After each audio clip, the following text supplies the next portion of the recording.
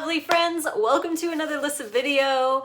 Today I want to talk about the cooked foods that I would eat if I ate cooked foods or if I started to include them in my diet today. It's a question that I get asked quite often, so let's get into that one.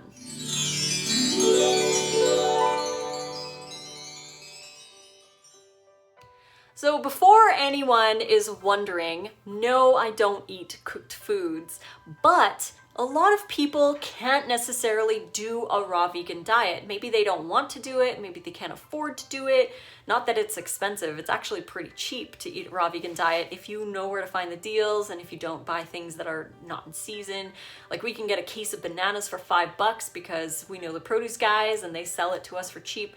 So really, like, it isn't very expensive, but there are some areas where it's harder to get certain foods and maybe they don't want to do full raw. Again, it's not for everybody. Not everybody wants to be full raw, but if you do want to be full raw, that's awesome. Make sure that you eat enough, make sure that you stay on the lower fat side and stay hydrated. But for those of you who maybe want to eat cooked food, they have asked me, what would I eat if I did eat cooked food? What would I think would be the most ideal cooked foods to eat? Now, I don't think that cooked food is poison or evil or toxic or anything like that.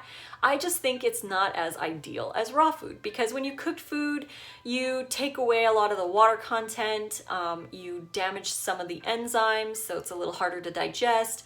A lot of the nutrition ends up in the water or boiled off or denatured in some way depending on the heat and the length of the cooking. Like there's so many factors that come into play. It's just easier to eat raw food and to get everything from the raw food. Some people say that cooking stuff makes nutrients more bioavailable. For example, lycopene in tomatoes. Some say that when you cook tomatoes, the lycopene is easier to absorb. That may be true, but there's also less lycopene in the tomato to absorb. So it's kind of like, it's negligible really in my books. And this is again, personal opinion, but I think that if I was to eat cooked foods, I would probably default to squashes first, like steamed squash or boiled squash or something like that, because squashes are a fruit technically, and they're a lot easier to digest.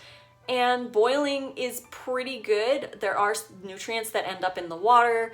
So if you're concerned about that, you could use the water in a soup or something like that, but that's a little time consuming, trying to save the water for when you make a soup and all of that stuff. But anyways, so for number one, I would do the steamed squash. And then the second choice that I would have would be steamed vegetables. So like steamed broccoli, maybe some steamed spinach, anything like that that would be still like a produce product, not necessarily potatoes.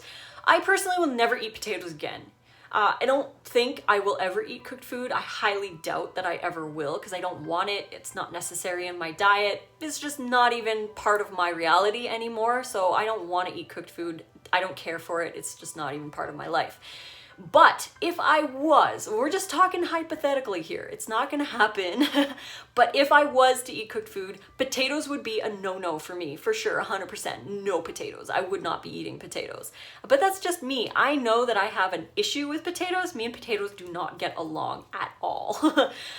Rice, I never really cared for rice. I didn't care about rice. If I never ate rice again, it wouldn't have bothered me. I didn't like rice that much.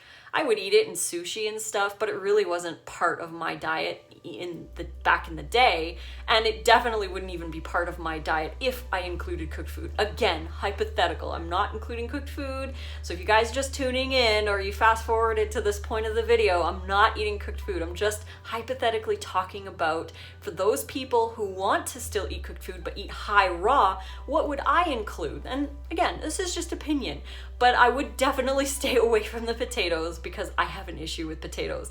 It ends up being just potatoes and no greens, no leafy stuff, no fruit, no nothing. I would be eating potatoes for breakfast and likely with oil and nutritional yeast and salt, and I would have joint pain all over the place, but I would enjoy the dopamine hit from it.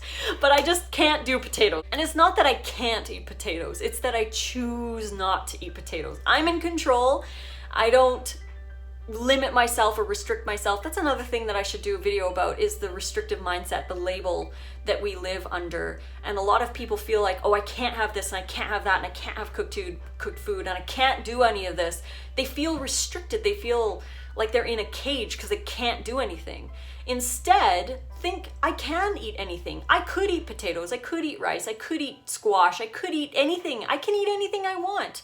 But I choose raw food because that's how I feel my best. And that is so freeing, because it's not the act of eating the food. Like, a lot of people who are recovering from eating disorders or whatever feel like they need to eat the potato chips to feel okay with eating the potato chips. But it's not the act of eating the potato chips that makes them feel okay. It's the fact that they allow themselves that choice. You don't have to choose the potato chips. You just need to have that choice.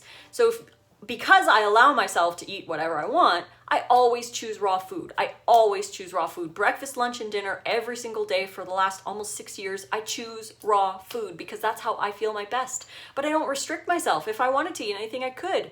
But I don't. I just don't want to. I'm in control, so I decide. The food is not in control of me, and I could eat anything I wanted to. So again, steamed vegetables would probably be my second choice, and then my third choice, if I was to eat cooked food, would be something like quinoa or millet. And if I did include the quinoa or millet in my diet, it would just be like maybe half a cup or a whole cup of quinoa or millet in a gigantic raw salad. I would eat very high raw, but I would add a little bit of cooked food in here every once in a while.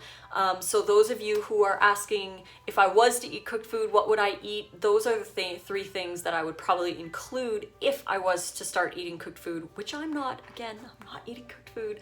I love my raw diet. I'm not feeling any need for the cooked food. But again, for those of you who are asking, that's what I would do. I would do the boiled squash first. I would do the steamed veggies next. And then eventually I would probably add quinoa or millet in there too, but eating high raw and still low fat, no oil, very low salt to no salt. But that's what I would do if I was going to be eating cooked foods. The cooked foods, I believe, are just, it's like a scale. Like, what's better than the other thing? I mean, fruit and vegetables raw in their raw state are, I think, the most ideal things to eat, and we should be eating a lot of them.